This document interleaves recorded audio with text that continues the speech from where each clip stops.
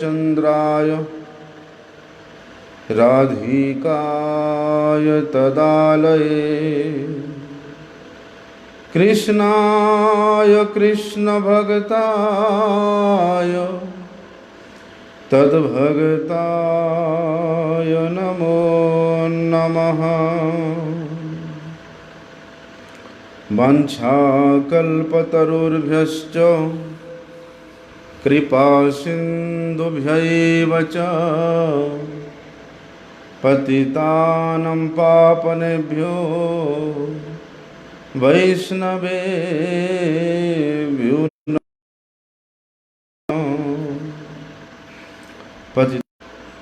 भक्त भगवत रूप रस को आस्वादन करने के बाद, भगवत सेवा सुख को आस्वादन करने के बाद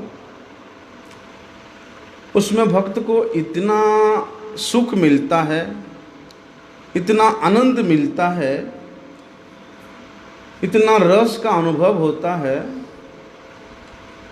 कि जिसके सामने भक्त फिर ये ब्रह्मांड के अंतर्गत में कितना भी सुख का विषय, कितना भी भोग का विषय उसको मिले, वे सब के सब तुच्छ लगता है। भगवत सेवा सुख के सामने ये संसार के तमाम भोग अति तुच्छ मालूम पड़ता है उस भक्त के लिए। संसार की भोगों की बात कहाँ तक कहें भैया, धर्म अर्थ काम मोक्ष तक भी उसको तुच्छ लगता है। जो 4 प्रकार के, 5 प्रकार के, 6 प्रकार के जितने भी मुक्तियों की बात शास्त्रों में बताया गया है, वे समस्त मुक्ति भी उस भगवत सेवा सुख आस्वादन करने वाले भक्त को अति तुच्छ मालूम पड़ता है। इसलिए जैसे किसी व्यक्ति ने गुड़ का आस्वादन किया है, गुड़ खाया है, लेकिन उस गुड़ खाने वाले व्यक्ति कभी उसने सुगंध युक्त शीतोपल मिश्री का आस्वादन नहीं किया है।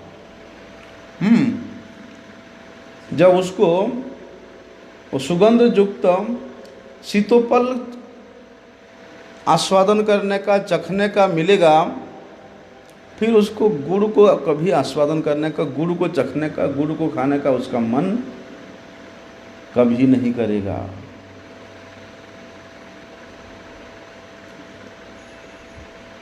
लेकिन आजकल डॉक्टर लोग बोलते हैं कि भैया गुड़ खाओ, है? लेकिन क्या करें, अब शीतोपल का आस्वादन कर लिया है, रसगुल्ला का आस्वादन कर लिया है, रसगुल्ला खा लिया तो फिर उसको गुड़ खाने का कहाँ मन करेगा? फिर कहाँ उसको गन्ना चबाने को मन करेगा, है ना? बोलते उसी प्रकार जो यथार्थ रूप से शुद्ध भक्त है, ऐसे शुद्ध भक्तों की संगति के कारण जिसके हृदय में भगवत भक्ति के प्रति प्रगाढ़ अनुरक्ति जागृत हो गया है, शुद्ध भगवत भक्तों की संगति के प्रभाव से उसको भगवान का सेवा, भगवान का नाम, भगवान का धाम विशेष उसमें दृढ़ता के साथ उसका मति, उसका बुद्धि लग गया है। फिर ऐसे जो साधक है, ऐसे जो भक्त है, उसका मन कभी भी नहीं लगेगा कि संसार के किसी भी भोगों के विषय के प्रति। वहाँ पर ना मेरे चश्मा रखा लिया वो थोड़ा टेबल के ऊपर, ये ठीक से नहीं दिखता, मैं गलती से इसको बंद किया।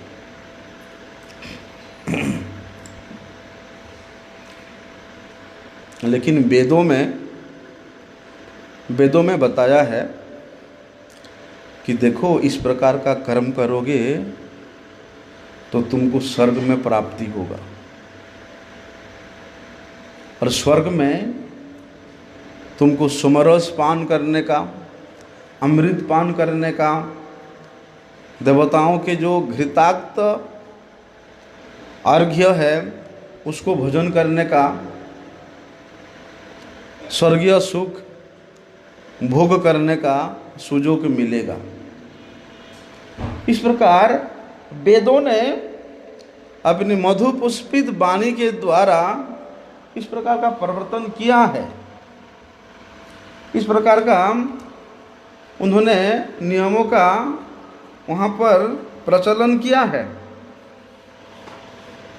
लेकिन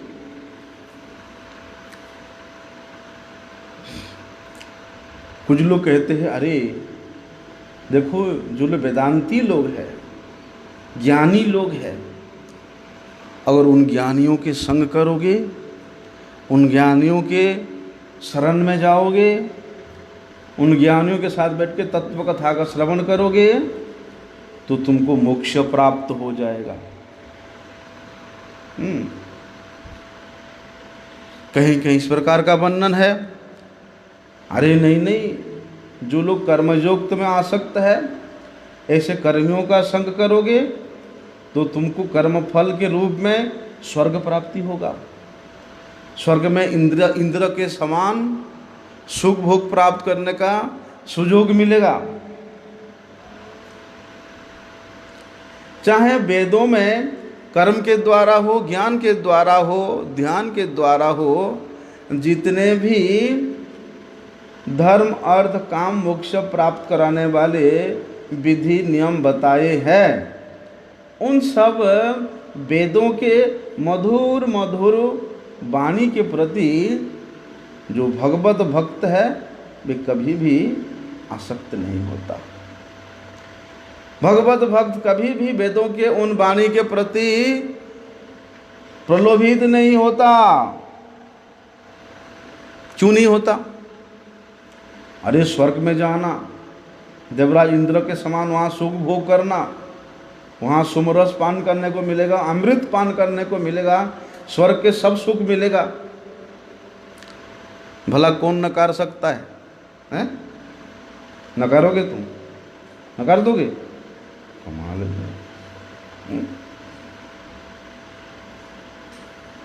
है दादू। अगर इंद्र आके आपको बोले कि दादू चलो हम आपको ले चलेंगे स्वर्ग में, और स्वर्ग में आप हमारे राजा के साथ रहेंगे, इंद्र के साथ रहना हैं, वहाँ का समस्त प्रकार के सुख भोग मिलेगा, सुंदर अप्सराओं को के नृत्य देखने को मिलेगा, सुमरस पान करने को मिलेगा, अमृत पान करने का मिलेगा, स्वर्ग का जो सुख है वो सुख मिलेगा। आप मना करोगे? हैं? देखा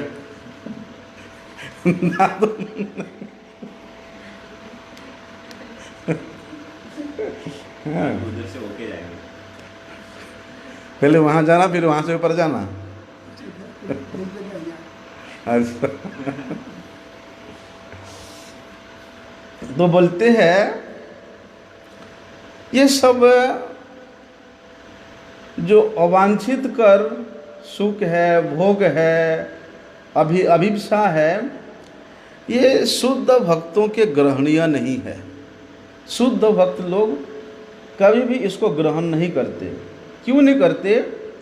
क्योंकि शुद्ध भक्त लोग भगवान के नाम रूप गुण लीला परिकर धाम के वैशिष्ट्य को जान करके, उस तत्व को जान करके, उस तत्व में क्या रस है, क्या सुख है, क्या आनंद है, उसको अनुभव करने के बाद फिर उनको ये सब ये चतुर्दश भुवन के ऐसे कि ब्रह्मा तक पर्यंत ब्रह्म का जन्म लेने के लिए अगर उसको सुयोग मिलता है तो भी शुद्ध भक्त उसको कभी भी ग्रहण नहीं करता। शुद्ध भक्त क्या करता है? केवल मात्र भक्ति के द्वारा, सेवा के द्वारा, भगवान के साथ प्रेम का आदान प्रदान करना चाहता है। प्रेममयी सेवा के द्वारा भगवान को सुख देने का आकांक्षा रखता है, आशा रखता है। इसीलिए कहते हैं कि जो विवेकी जन है, जो बुद्धिमान जन है, जो विद्वान जन है, वो लोग क्या करते हैं, वे नित्य वस्तु का, चिरस्थायी वस्तु का, चिदानंद वस्तु का अनुसंधान करते हैं। लेकिन स्वर्ग सुख हो, ब्रह्मलोक का सुख हो, या अतल वितल सुतल तलातल महातल पाताल लोक का सुख हो, वे नित्य नहीं है, वे चिरस्थायी नहीं है, वहाँ पर चिदानंद प्राप्त नहीं हो सकता है। इसलिए विवेकी लोग, विवेक बुद्धि जन इस प्रकार के सुख के प्रति कभी भी अनुसंधान ही नहीं करते हैं। उनका उपलब्धि, उनका अनुभव, उनका दृढ़ता, उनका विश्वास, उनका निष्ठा तो केवल और केवल मात्र भगवान के नाम में होता है, भगवान के धाम में होता है, भगवान के भक्तों में होता है, भगवान के यश गुणगान में होता है। और इस प्रकार का उपलब्धि बोलते हैं केवल हरिनाम करने से संभव हो जाता है। इसलिए बोलते हैं ये चतुर्दश भुवन, जो 14 भुवन है, ये 14 भुवन में भ्रमण करने वाले जितने भी जोनी है, उन जोनियों में भ्रमण करते करते जीव को चाहे ब्रह्म जोनी में प्राप्त होए, चाहे नीचे की जोनियों में जाए, चाहे स्वर्ग के देवताओं के जोनियों में जाए, चाहे सिद्ध लोगों के जोनियों में जाए, चाहे पितर लोगों के जोनियों में जाए, चाहे गंधर्व लोगों के जोनियों में जाए, बोलते उसको कहीं भी इस अपराकृत सुख का, इस चिन्मय सुख का, ये नित्य सुख का आस्वादन कहीं भी नहीं हो सकता है, कहीं भी उसको लभ्य नहीं हो सकता, मिल नहीं सकता है। अरे ये जड़ विषय, आहार निद्रा भय मैथुन, ये तो जड़ विषय भोग है। ये तो एक कुकर सुकर जोनी में भी मिल जाता है, नहीं मिलता है? हाँ? कुकर सुकर जोनी में भी आहार निद्रा भय मैथुन उपलब्ध हो जाता है, मनुष्य से और अच्छा मिलता है ना? कोई चिंता नहीं, आराम से सो जाता है, कोई टेंशन नहीं उसका। देखिए मनुष्य तो अगर 2 घंटा भी सोएगा वो चिंता कर करके सोएगा, है? कितना परिश्रम करने में खाना मिलता है, पशु को तो ऐसे ही मिल जाता है ना? और शुकर को तो पका पका मिल जाता है एकदम तैयार जमाना भी। इसीलिए कहते हैं अरे जीव तो अपने कर्म के फल के अनुसार बिना प्रयत्न किए, बिना चेष्टा किए उसको दुख मिलता है, उसी प्रकार सुख भी प्राप्त होता है। जिस प्रकार दुख के लिए उस जीव कोई प्रयत्न नहीं करता, लेकिन दुख उसके जीवन में आता है, उसी प्रकार बिना प्रयत्न किए सुख भी उसके जीवन में प्राप्त हो जाता है। इसलिए शास्त्रों का क्या निर्देश है मनुष्यों के लिए, शास्त्रों के क्या उपदेश हैं कि भैया जो प्राकृत नश्वर वस्तु है, उन प्राकृत नश्वर वस्तुओं को प्राप्ति करने के लिए अपने जीवन को मत व्यर्थ बिता दो, अपने जीवन की अवधि को व्यर्थ में खर्चा मत कर दो।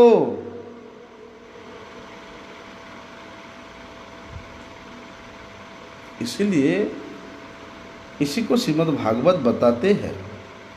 तस्यैव हेतो प्रजतेत कविदो न लभ्यते यत् भ्रमताम पर्यद तद लभ्यते दुःख बदन्यतः सुखम कालेन सर्वत्र गभीर रमहसा। बताते हैं कि ऊपर के जो ऊर्ध्व सप्तलोक है, ऊपर के 7 लोक और अधः स्थित सप्तलोक, सुतल वितल इत्यादि, इसको नीचे का ही मानते हैं हम जहाँ पर है, ठीक है। तो इन 14 लोकों में, इस चतुर्दश भुवन में जीव अपने कर्म के अनुसार भ्रमण करता है ना। अपने कर्म के अनुसार जीव को इस चतुर्दश भुवन में कहीं ना कहीं जन्म प्राप्त होता रहता, मिलता रहता है।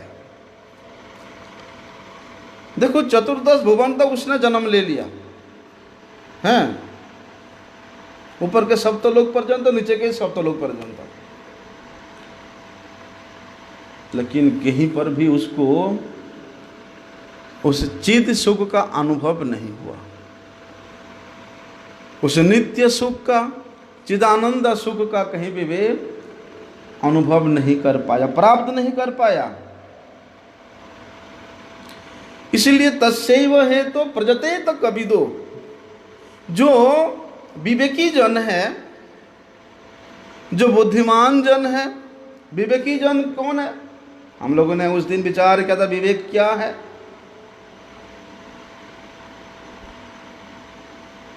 अविवेकी व्यक्तियों से, वस्तुओं से, अर्थात प्राकृत व्यक्ति वस्तुओं के प्रति जिसका समस्त प्रकार के आसक्ति मिट गया है,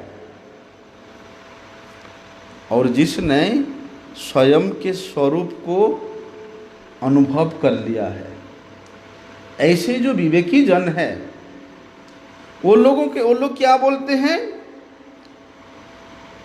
कि भैया तद लभ्यते दुख बदन्यतः सुखम, कि दुख तो बिना प्रयास किए आता है, उसी प्रकार सुख भी बिना प्रयास किए आ जाएगा। उसके लिए अपना जीवन को लगाना कोई बुद्धिमान का काम नहीं है। तो क्या करना? बोलते हैं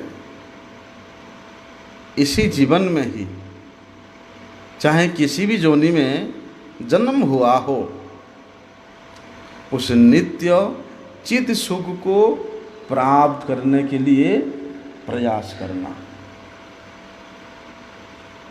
क्योंकि ये मनुष्य जन्म अत्यधिक सुदुर्लभ है। लब्धा सुदुर्लभम इदम बहु संभवान्ते। ये विवेक युक्त मनुष्य जन्म, ये बहुत जन्मों के, बहुत जोनियों में भ्रमण करने के बाद पुण्य कर्म फल स्वरूप, सुकृति स्वरूप, प्रारब्ध स्वरूप ये शरीर भगवान ने कृपा करके दिया है। इसलिए ये शरीर को जड़ीय सुख भोग प्राप्त करने के लिए लगाना, ये सबसे बड़ा पशुता है, सबसे बड़ा मूर्खता है। इसलिए इसको किस में लगाना? उस नित्य चिदानंद सुख को अनुभव करने में, प्राप्त करने में लगाना है। तदलभ्यते दुख बदन्यतो सुखम कालेन सर्वत्र गभीर रमहसा। इसलिए इस प्राकृतिक भौतिक अनित्य सुख के लिए प्रयत्न करने का क्या प्रयोजन है? जो सुख और जो दुख बिना प्रयत्न किए प्राप्त हो जाता है, उसके लिए इतना परिश्रम करने का क्या आवश्यकता है?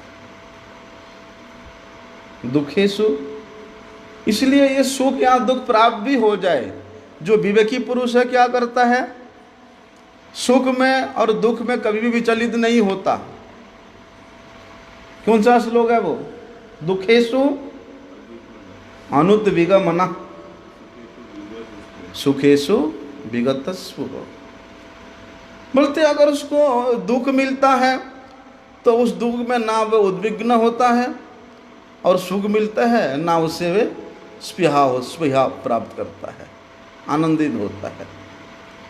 कौन, जो विवेकी है। ऐसे विवेकी जो जनों को भगवत गीता में क्या बताया, स्थित प्रज्ञ।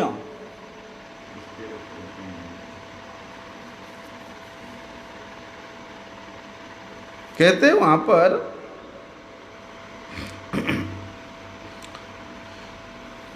जिसमें दुख प्राप्त करने का संभावना है, जिस कार्य कर रहे हो, जिस उद्देश्य से तुम आगे बढ़ रहे हो, अपने उद्देश्य के, अपने लक्ष्य के पथ में अगर दुख प्राप्त करने का संभावना है या दुख प्राप्त हो भी गया है, तो विवेकी जन क्या करते हैं, उन दुखों के प्रति, दुख प्राप्त होने के बाद भी कभी भी उनके मन में उद्वेग नहीं होता।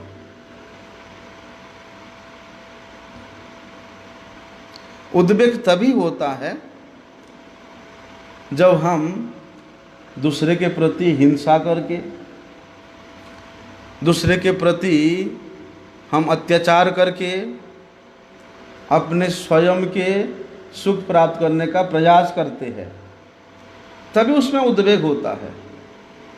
इसलिए उसमें है ना, है कि मैं मन में भी, वाणी में भी, वाक्य के द्वारा भी किसी को उद्वेग नहीं दूंगा, और पर उपकारे निज सुख पाशरीवे।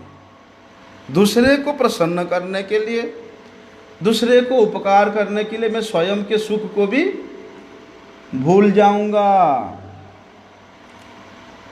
कौन कर सकता है, जो विवेकी जन है, क्योंकि उसको ये शरीर और शरीर संबंधी भोग, व्यक्ति, वस्तु नहीं चाहिए। इसलिए शरीर को दुख मिले चाहे सुख मिले, उसको कोई लेना देना नहीं रह जाता है। अपना कर्तव्य कर्म करते करते अगर किसी ना किसी प्रकार का बाधा आ जाता है, कई लोग निंदा करते हैं, अपमान करते हैं, कई बार कुछ कर्म कर रहे हैं जो फल प्राप्त करने का आशा लेके करते हैं, उसका प्रतिकूल फल मिल जाता है, हैं? जितना प्रॉफिट चाहते थे उससे 10 गुना और प्लस हो जाता है। तो बोलते हैं अपने कर्तव्य के चला पथ पे अगर किसी ना किसी प्रकार का, चाहे इसी प्रकार का भी उद्विग्न आए, तो जो विवेकी जन है, जो स्थित प्रज्ञ है, वे कभी भी विचलित नहीं होता। ऐसे प्रतिकूल परिस्थिति में कभी भी वे उद्वेग को प्राप्त नहीं होता।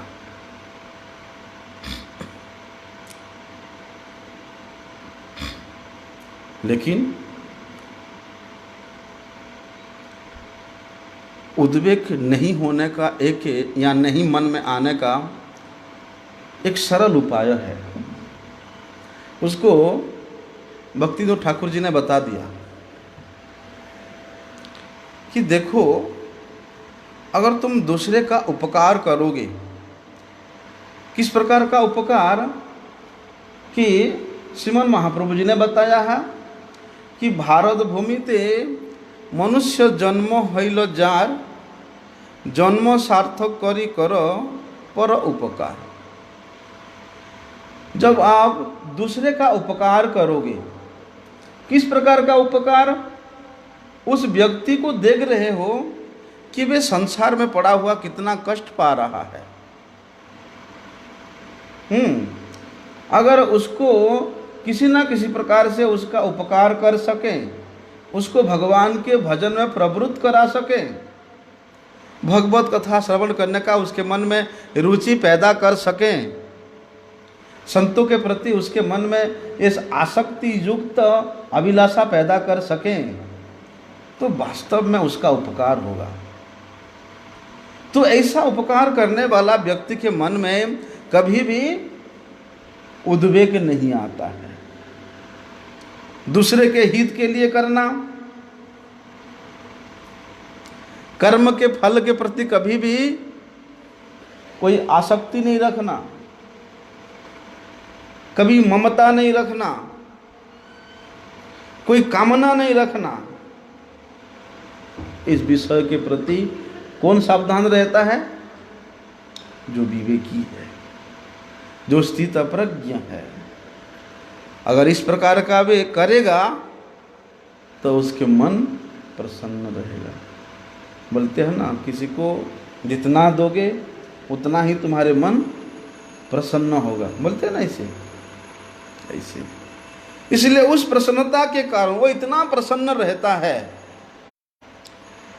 अगर इसी प्रसन्नता के सामने अगर किसी प्रकार के प्रतिकूलता भी आ जाए, तो वे प्रतिकूलता की परिस्थिति में भी उसका मन बेचैन नहीं होता, उद्विग्न नहीं होता, क्योंकि पहले ही से उन्हें उद्विग्नता को दबाने के लिए कर दिया।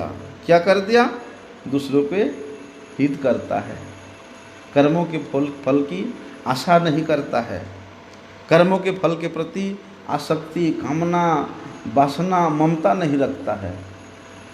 पहले से उसने खंडित कर दिया उद्वेग के जो मूल स्थान है। तो फिर उद्वेग कहाँ से प्राप्त होगा? चाहे सुख में हो चाहे दुख में हो।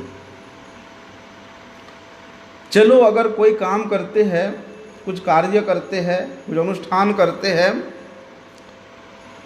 और उसमें इसी आशा से करते हैं कि ये अनुष्ठान करने से, ये कर्तव्य करने से, ये काम करने से हमको सुख मिलेगा। प्रायशः जगत में प्रत्येक मनुष्य सुख के लिए ही कर्तव्य अनुष्ठान करता है, दुख के लिए तो कोई नहीं करता। हाँ, करता है? सब लोग सुख के लिए ही करते हैं। तो जिस कर्तव्य कर्म में सुख की संभावना है या उसको सुख की प्राप्ति भी हो जाती है, तो सुख की प्राप्ति होने पर भी जिसके हृदय में, जिसके अंतःकरण में, जिसके मन में किसी प्रकार का स्पृहा नहीं होता, किसी प्रकार का उन कर्मों के प्रति आसक्ति नहीं होता, उन अनुष्ठान के प्रति, उन कर्मों के प्रति फल सुख मिलता है बोल के उसके प्रति आदर युक्त नहीं होता, उसके प्रति प्रशंसनीय नहीं होता,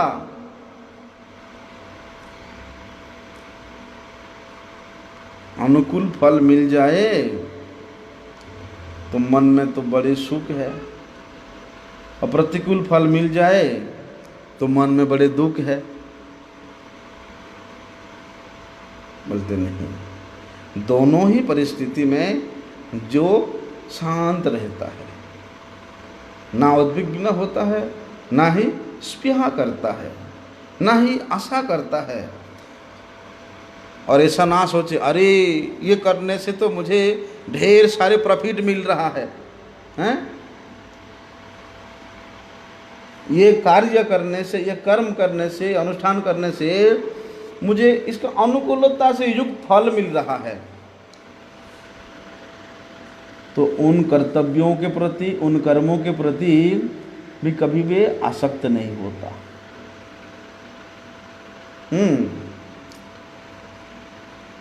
जब अनुकूलता आती है तो मन में तो वो फूटता है। क्या फूटता है? लड्डू फूटता है। और जब अनुकूलता आती है तब हैं? गले में फंस जाता है। ऐसा बस ऐसे नहीं, दोनों परिस्थिति में वे प्रसन्न रहे, शांत रहे। ना जी ना,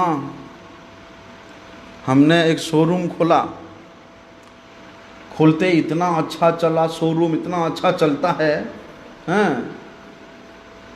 कि रोज लाखों रुपया इनकम हो रहा है। देख रहे कितना अनुकूल हो रहा है, पैसे इनकम हो रहा है, तो उसके मन में ये स्पृहा नहीं रहता कि हमेशा ऐसा ही बनी रहे। सब लोग तो यही प्रार्थना करते हैं भगवान के पास जा कर के, हैं कि आपके कृपा से हमारा बिजनेस अच्छा चल रहा है और आप ऐसे ही कृपा करते रहे कि ऐसे ही चलता रहे। हैं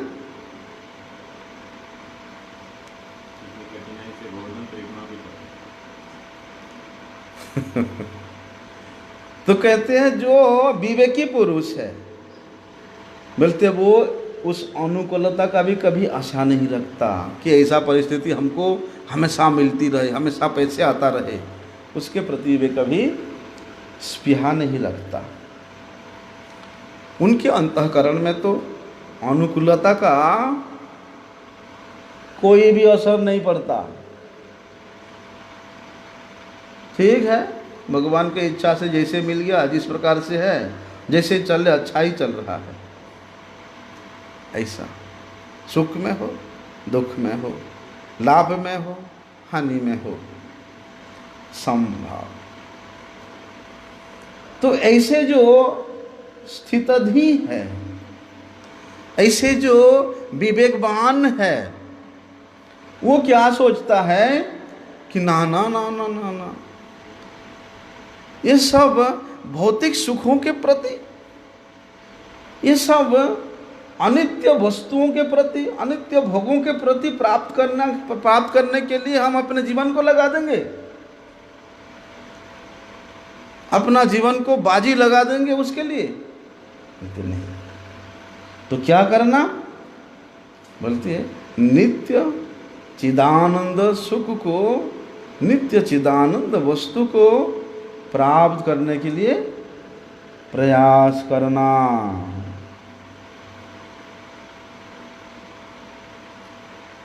अगर अब संसार के इस अनुकूलताओं को लेकर के पड़े रहोगे कि हम कितना ऐश कर रहे, कितना आराम कर रहे, हमारे पास कोई कमी नहीं है, खूब धन संपत्ति है, खूब बड़ा बंगला है, सब कुछ अच्छा है, तो संसार के इन पदार्थों के प्रति अगर मन के अंदर तुम्हारा रंग चढ़ जाएगा,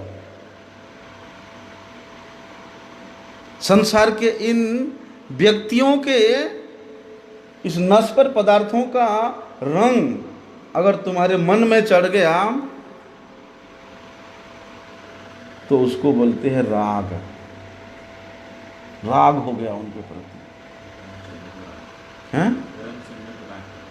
हाँ, उसको राग कहते हैं। रंग चढ़ जाता है संसार के पदार्थों का, तो वे राग है। बड़ा मुश्किल है रे भैया, वो रंग कभी उतरता नहीं है। हाँ, एक बार राग चढ़ गया मतलब वो, और जितना धुलते जाओगे वो उतना मजबूत होता जाएगा, उतना पकड़ में आता जाएगा। अभी इन संसार के पदार्थों के प्रति, सांसारिक सुख भोग के प्रति उसका जितना राग होता जाता है, उस व्यक्ति अपने आप को उतने ही जाल में फंसाता जाता रहता है। और इस राग के अंदर में,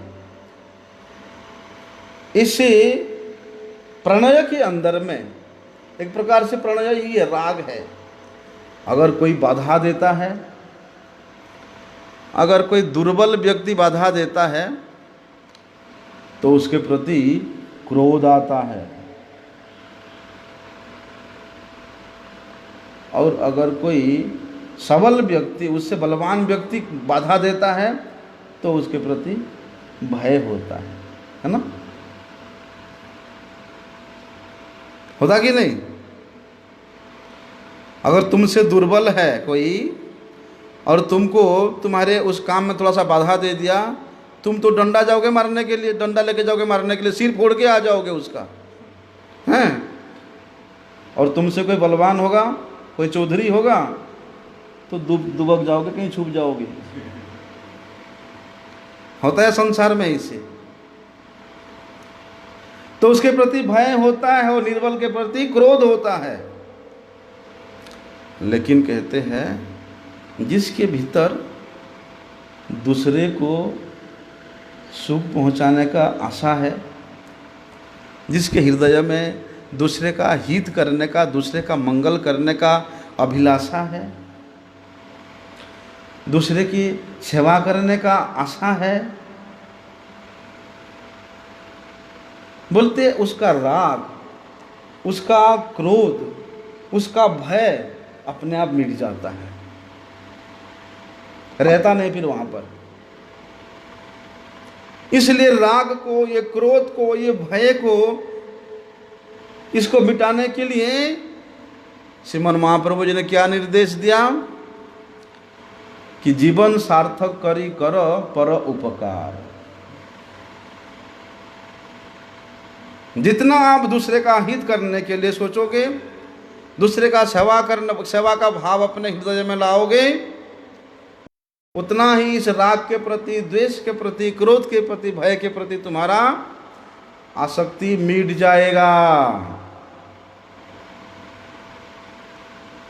एक बात, अगर राग मिट गया तो भय क्रोध तो अपने आप मिट जाएगा। उसके लिए प्रयास करने की जरूरत है। राग मत रखो, संसार के व्यक्ति वस्तु भी तो राग ही मत रखो, उनका रंग अपने ऊपर मत चढ़ाओ, तो क्रोध, ना क्रोध आएगा ना भय आएगा। इसलिए राग, भय और क्रोध, इससे हमेशा रहित होता है वो कौन? जो विवेकवान है, जो विवेकी है, जो स्थिर प्रज्ञ है, जो स्थितधि है। लेकिन अगर किसी के अंदर में लेश मात्र भी, आंशिक रूप में भी अगर उसके अंदर उद्वेग है, स्पृहा है, राग है, क्रोध है, भय है, तो समझ लेना अभी भी साधना के पथ पे चलने वाला प्रथम सीढ़ी का साधक है। और जब समझ लेना जिसके अंदर ना राग है, ना द्वेष है, ना उद्वेग है, ना स्पृहा है, सब मिट चुका है, वे सिद्ध है।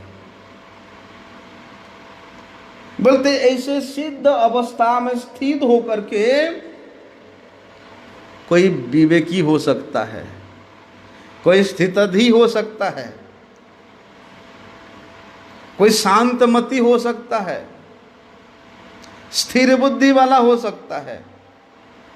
ऐसी स्थिति में स्थित होकर के जब जीव भगवान का नाम करता है, भगवान का सेवा करता है, भगवान का कथा श्रवण करता है, तो वे भक्ति है। देखो, साधना करता है, साधक है, साधक अवस्था में सोचता है कि मैं भक्ति कर रहा हूं, संभव है। तभी तक वे साधक है जब तक उसके हृदय में स्पृहा है, उद्वेग है, भय है, क्रोध है, भय है। और जब तक ये सब चीज रहेगा तब तक आप सिद्ध नहीं हो सकते हो। इसलिए भजन तो भैया वहां से प्रारंभ होता है, भक्ति वहीं से प्रारंभ होता है। पहले आप सिद्ध अवस्था को प्राप्त कर लो, अर्थात अपने से ये सब प्राकृतिक वस्तुओं के प्रति जो राग है, अनुराग है, स्नेह है, ममता है, आसक्ति है, उससे अपने आप को दूर करो, उसको मिटाओ। पहले एक बात सुन के जा, बता रहा हूं, ठीक है?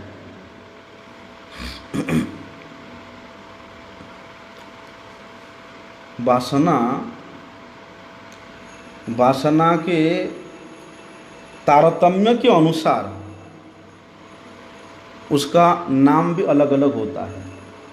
जिस प्रकार का वासना होता है उसी प्रकार का उसका नाम भी होता है। वासना तो एक प्रकार का नहीं है, कई प्रकार का वासना मन में आता है ना? तो बोलते अंतःकरण में जिसके हृदय में जिस प्रकार के वासना छुपा हुआ है, जिस प्रकार के राग छुपा हुआ है, जिसके हृदय में प्रसुप्त अवस्था में सोआ हुआ रूप में है राग, उसको कहते हैं वासना। और कहते हैं ये वासना का दूसरा नाम है आसक्ति। और यही आसक्ति क्या है? मुझे ये वस्तु मिल जाए, मुझे वो वस्तु मिल जाए, हैं? जब आसक्ति होगा तभी तो ये मिले वो मिले होगा, हैं? और ये मिले वो मिले, ऐसी जो इच्छा है उसका नाम है कामना। क्या हुआ? वासना, आसक्ति और कामना। अभी कामना पूरी होने का जो एक संभावना है कि कब पूरी होगा, कब पूरी होगा, कामना पूरी होने का संभावना है, वो है आशा। और कहते कामना पूरी होने पर भी कई बार क्या होता है, पदार्थों की और बढ़ जाए। कामना तो पूरी हो गया, और बढ़ जाए और बढ़ जाए, ऐसे आशा होता ना। अब एक मकान है, काल और 2 मकान बन जाएगा, हाँ? तो इस प्रकार की जो एक आशा है, उस आशा जितना प्रगाढ़ होता जाता है उसको कहते हैं लोभ। और लोभ जितना अधिक मात्रा में बढ़ता जाता है उसको कहते हैं तृष्णा। तृष्णा मतलब प्यास। जो तृष्णा की कभी भी नहीं बुझता, कभी भी तृप्त नहीं होता। इसलिए ये संसार के जो उत्पत्ति और विनाशशील पदार्थ हैं उनके प्रति तुम्हारा खिंचाव है, उन पदार्थों के प्रति तुम्हारा इतना ममता है, उन पदार्थों को तुम इतना श्रेष्ठता प्रदान किए हो, उन पदार्थों के प्रति उन पदार्थों के महत्व में अपना बुद्धि को तुम इतना सहजता से लगा चुके हो, जिसके कारण तुम्हारे अंदर में क्या है? वासना है, कामना है, लोभ है, आशा है, तृष्णा है, सब कुछ अपने आप भरा हुआ है। क्या कहते हैं उसको भगवत गीता में? वीतराग भयक्रोध सितधीर मुनिरुच्यते। तो ऐसे जो मननशील विवेकी है, जिसने सबको, इन सब अनर्थों को जिसने दमन कर लिया है, वास्तव में ऐसे जो विवेकी जन है, इस प्रकार के विवेकी जन क्या कहते हैं कि न लभ्यते यत् भ्रमपाम उपज्यतः तस्यैव हेतो प्रजतेत कपिदो। न लभ्यते यत् भ्रमताम उपज्यतः तद्लभ्यते सुखम वदान्यतः सुख। काले न सर्वत्र गंभीर रमसा। भैया काल के प्रभाव से, अपने कर्म के प्रभाव से ये समस्त प्रकार के सुख दुख, वितराग, भय, क्रोध, स्पृहा, उद्वेग, ये अपने आप आता है, अपने आप प्राप्त होता है। इसलिए उसके प्रति अपना स्नेह ममता नहीं रख करके उन सांसारिक पदार्थों को, व्यक्तियों को, वस्तु को प्राप्त करने के लिए अपने इस मूल्यवान जीवन को नहीं लगा करके क्या करना है? बोलते तत्सैव हेतु प्रजतेत कविदो। तत् वस्तु को प्राप्त करने के लिए, उस नित्य चिदानंद वस्तु को पाने के लिए प्रयास करना, चेष्टा करना। आगे का विषय हम कल श्रवण करेंगे। मनसा कल्पतरुभ्यश्च कृपा सिंधुभ्यो च पतितानां पावनेभ्यो वैष्णवेभ्यो नमो।